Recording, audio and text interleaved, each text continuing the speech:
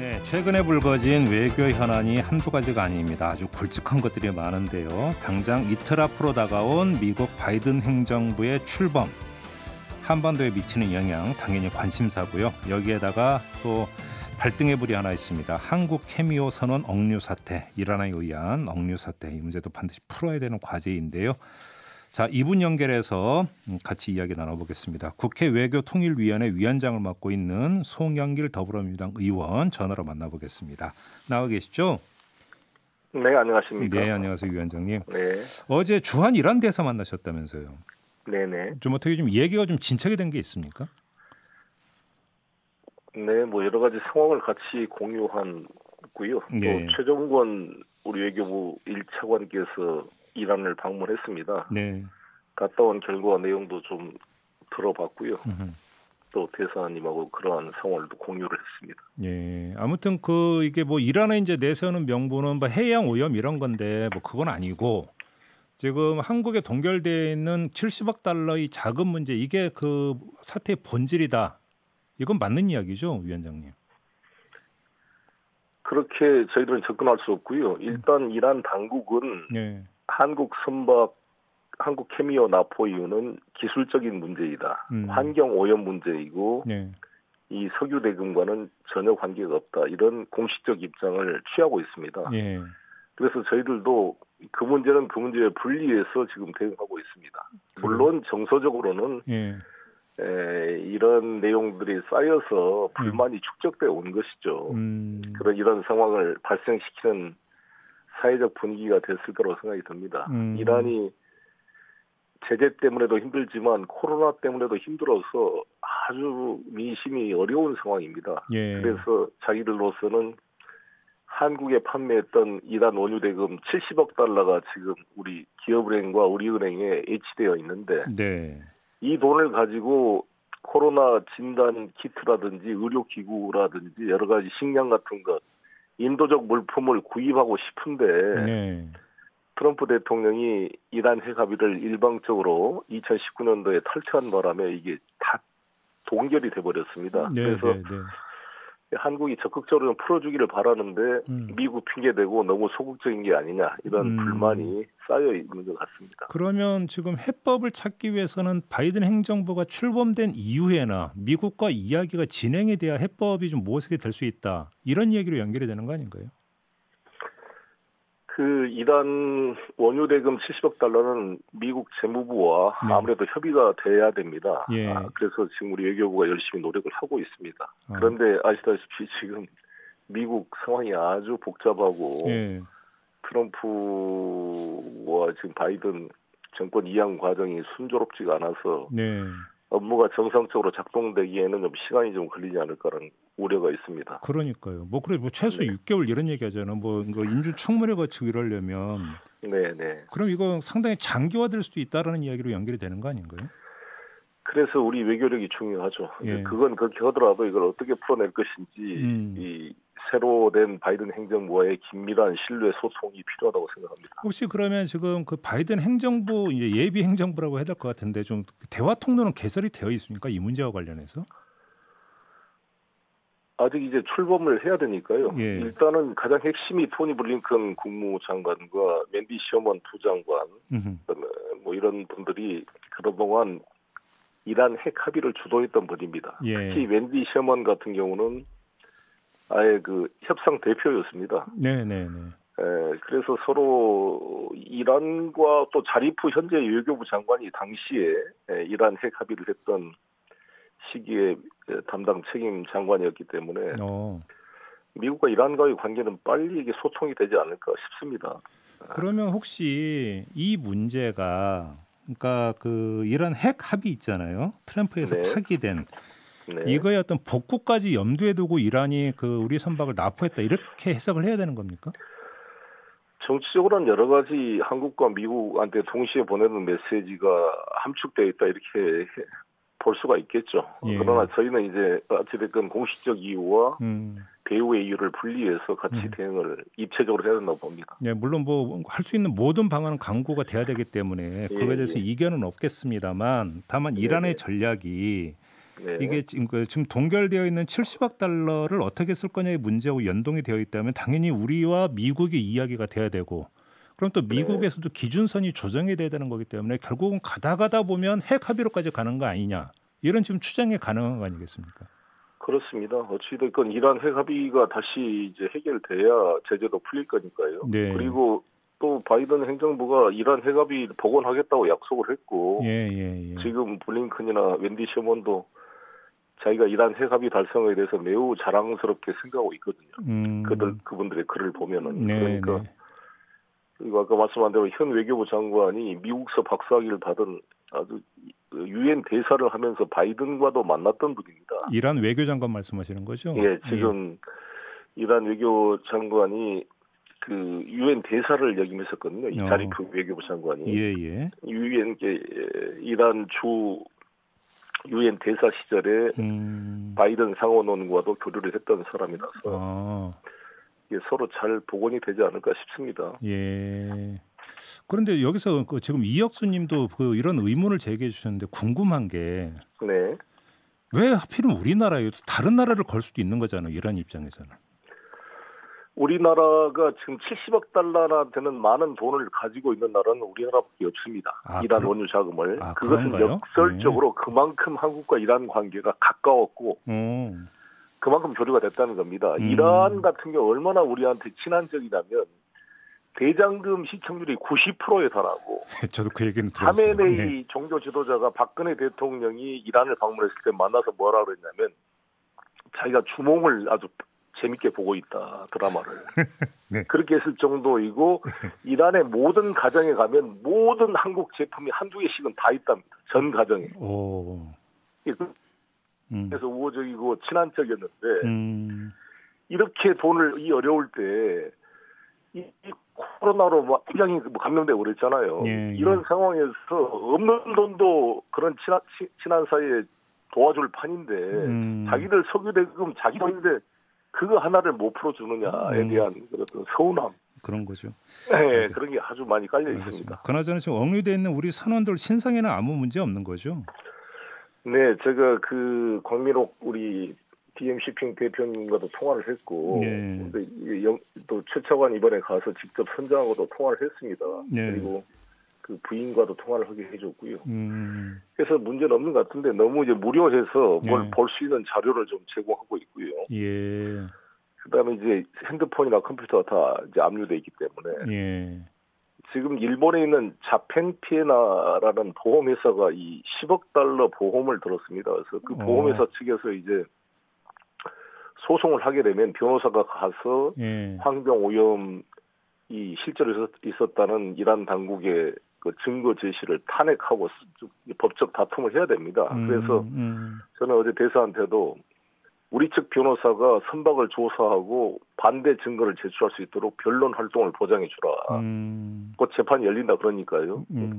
그러면 이란 당국 말대로 이것은 별개의 문제라면 빨리 법률적으로 하고 제가 주장했던 것은 환경오염이라는 게 고의로 무슨 폐유를 호르무즈 해변에다 뿌린 것이 아닌 이상 대부분 과실범일 텐데 이 과실은 형사적인 문제가 아니라 민사상으로 해결해야 된다. 그러니 일단 우리 선원들은 빨리 돌려주라. 이게 무슨 인질도 아니고 정상적인 국가에서. 근데 이 문제에 대해서는 우리 샤베스트리 대사도 제 말에 공감을 표시했고 외교부 측에서는 사법당국 측에 이러한 의사를 전달하겠다 이런 입장입니다. 알겠습니다. 이 관련해서 하나만 더 여쭤볼게요. 오늘 아침에 나온 보도를 보면 이란 쪽에서 지금 우리 그 청해부대 최영함을 급파를 하지 않았습니까? 네. 이거에 대해서 이제 불만을 제기해서 최영함을 뒤로 물렸다라는 보도가 나왔는데 맞습니까? 그건 잘 모르겠습니다. 애초에 처음에 청해부대의 작전 범위를 확대할 때 그런 불만을 제기했었죠. 이게 이제 그래서 그 오만 근처로까지 이제 그 최영함이 이제 뒤로 돌아갔다는 이런 보도가 좀 아침에 나온 게 있어서요. 좀 확인차 좀 질문을 드렸고요. 아직 그러면 그 파악은 아직은 안 하신 거고요. 알겠습니다. 자, 미국 이야기로 좀 넘어가야 될 것 같은데요. 일단 지금 바이든 대통령 취임에 맞춰서 우리 외통위원들이 미국을 방문하려고 했는데 이게 연기가 됐다고 하던데 맞습니까? 네, 원래는 제가 19일 날 우리 여야 의원 6명으로 대표단을 구성해서 갈 계획이었습니다. 예, 그런데 예. 아시다시피 지금 거의 계엄령이 발동된 것과 비슷한 비상 상황입니다. 워싱턴이. 예, 그래요. 예. 2만 5천 명의 주 방위군이 완전 무장하고 경계를 쓰고 있고 특히 미국 국회의원이 한 60여 명이 코로나에 감염됐다 그래요. 국회의원 의원이 60명이요? 네, 공화당이 44명, 뭐 민주당 16명, 그래서 한 약 10% 그러니까 총 상하 양원 합하면 약 600여 명 되는데 그래서 도저히 이 의정 그 의원들과 이 어레인지를 할 수 있는 상황이 아닙니다. 그래서 불가피하게 연기를 했습니다. 2월 말 3월 초로 연기를 했습니다. 알겠습니다. 아무튼 근데 이제 지금 그 이 대한반도 대아시아 라인이 이제 대부분 윤곽이 드러나지 않았습니까? 대한반도 정책 기조를 어떻게 그 전망을 하세요, 위원장님? 제가 한미 관계에 항상 말씀드릴 때마다 우리 흙에 달려있다. 우리가 자주적으로 생각하자 이런 말씀을 하고 있습니다. 그런데 트럼프 정부에 비해서 바이든 정부는 시스템을 강조하기 때문에 체계적인 그 국무부와 국회 간의 활동이 트럼프 대통령 때보다는 훨씬 중요하다 이렇게 생각합니다. 왜냐하면 독단적으로 결정하신 분이 아니기 때문에 그리고 바이든 당선자께서도 또 카멜라 캐리스 부총령도 다 상원 의원 출신으로 의회의 의견을 중시하는 분들입니다. 그래서 의원 외교와 국무부 간의 우리나라 외교부와 간의 그런 실무 책임자들의 소통이 매우 중요하다고 생각합니다. 알겠습니다. 근데 지금 일부 분석을 보면 아시아 정책을 총괄하는 아시아 짜르 자리에 이제 그 컷 캠벨이 이제 지명이 됐는데 이 사람도 그러니까 대중국 강경주의자고, 그러니까 그 대북 라인도 상당히 강경 입장을 보이는 사람들이 전부 다 포진돼 있다. 그래서 이게 좀 약간 그 우려스러운 측면이 있다. 이런 분석도 나오던데 이건 어떻게 봐야 되는 겁니까?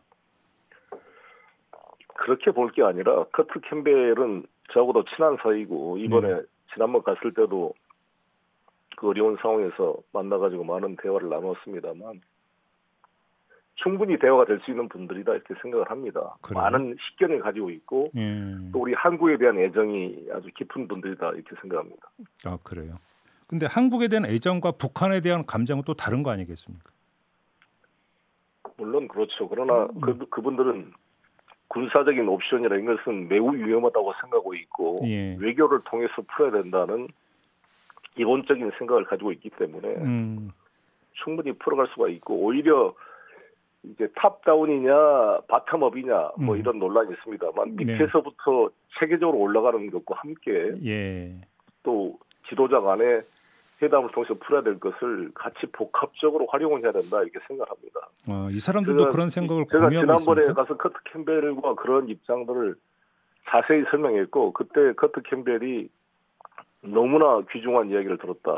정말 이 어려울 때 우리를 만난 보람이 있다 이렇게 아주 만족을 표시할 정도로 깊은 대화를 나누었습니다. 그래요? 그러면 그 뭐 탑다운이든 그 바텀업이든 이게 어느 하나만 선택하는 이런 식으로 단순하게 접근하지는 않을 거라는 말씀이시고요? 그렇습니다. 일단 저는 바이든 대통령 취임사에서 어떤 이야기가 나올지 모르겠습니다만 당장 이 북미 관계를 잘 풀어내는데 이분이 바이든 당선자께서 김대중 대통령을 존경했고 햇볕 정책을 지지했던 분이라서 저는 오바마 정부 때의 전략적 인내로 이렇게 돌아가는 것이 아니라 클린턴 행정부와 김대중 대통령 때의 그러한 같은 민주당 정부로서의 그런 환상적인 호흡이 맞는 그런 파트너가 되지 않을까. 그렇게 되도록 우리가 만들어야 된다 이렇게 생각합니다. 그러면 그 전망이어도 좋고요. 아니면 위원장님의 희망이어도 좋은데 바이든 행정부가 출범한 후에 최초의 대한반도 정책은 이게 돼야 된다. 만약에 그 꼽는다면 어떤 게 있을 수가 있을까요? 일단은 현재 북한이 추가적인 핵실험을 중단하고 ICBM 이거를 중단하고 있잖아요. 실험을. 그렇죠. 그것을 계속 유지해 나가는데 추가적인 어떤 진행 조치가 있어야 될 거 아니겠습니까? 그래서 저는 가장 필요한 게 북미 간의 연락사무소를 워싱턴과 평양에 설치하는 게 중요하다고 봅니다. 그래서 일단 대화가 돼야 되잖아요. 근데 서로 바로 될 수 있는 겁니까? 저는 이미 이거는 제네바 합의 때부터 합의되었던 상황이고 공감대를 가져온 상황이기 때문에 예. 미국이 긍정적으로 대화를 시작하겠다. 예. 트럼프를 비판하지만 싱가포르 회담의 기본 정신들은 그대로 수용을 해서 풀어나가야 되는 문제 아니겠습니까? 조금 전에 위원장님께서 커트 캠벨도 가서 만난 적이 있다고 말씀하셨는데 그러면 이런 말씀을 당연히 하셨을 것 같은데 그때 반응이 어떻게 나왔습니까? 사실상 지금 미국은 상당히 지쳐 있죠. 여러 가지로 좀 이 북한이란 나라가 워낙 예측할 수 없는 그런 면도 있기 때문에 상당히 좌절을 해 있고 지쳐 있지만 네. 스티브 비건은 그럼에도 불구하고 북미 문제는 해결할 수 있다는 아주 낙관적 전망을 피력했습니다. 예. 내가 매우 고맙다고 스티브 비건한테 이야기를 했는데 그 커트 캠벨도 스티브 비건을 존중합니다. 그러니까 지금 바이든 행정부 사람들 그 수전 라이스 글을 봐도 그렇고 다 스티브 비건에 대해서는 아주 존중하는 그런 의사를 표시하고 있습니다. 트럼프 그래요? 행정부에서 유일하게 믿을 만한 사람이 있다고 한다면 스티브 비건이다 이렇게 말할 정도로 평가를 받고 있습니다. 스티브 비건이 폴란드 출신이라 폴란드의 역사적 아픔과 우리 한국의 아픔을 상당히 같이 공감하고 있고 그래서 아주 진지한 분이고 그래서 이분의 경험이 그대로 나는 토니 블링컨과 제이크 설리반 수전 라이스에 공유될 거라고 보여지고 수전 라이스는 1994년 제네바 합의 때 이거를 주도했던 분입니다. 네. 이거를 공화당이 매우 수전 라이스를 지금도 비판하고 있습니다. 아마 수전 라이스 인준 같은 거 할 때 공화당으로부터 아주 보수 세력이 또 비판할 것입니다. 그러나 수전 라이스는 제네바 합의와 울브라이트 국무장관과 함께 미사일 통제 문제도 논의했던 분이기 때문에 네. 북핵 문제에서 아주 정통한 분입니다. 그래서 저는 충분히 그 정신, 클린턴 때의 그런 정신들을 진화 발전시켜서 이 북미 관계를 풀어갈 수 있는 역량이 있는 분이다. 그래서 저는 수잔 라이스가 웬디 셔먼이 되는 게 스티브 비건과의 소통을 통해 저는 잘 될 수 있지 않겠나 이렇게 기대를 합니다. 그러면 스티브 비건 같은 경우는 그 북미 연락사무소 설치에 상당히 전향적으로 접근을 했던 사람이다 이런 뜻이 깔려 있는 거죠 지금 위원장님 말씀에는. 아니 웬디 셔먼이 제네바 합의 때 그걸 했으니까요. 알겠습니다. 네. 지금 현재 스티브 비건 다음으로 국무부 부장관이 되신 거 아닙니까? 예. 시간이 다 됐네요. 여기서 인터뷰를 좀 마무리해야 될 것 같습니다. 고맙습니다, 위원장님. 네, 감사합니다. 네, 지금까지 국회 외교통일위원장을 맡고 있는 송영길 더불어민주당 의원이었습니다.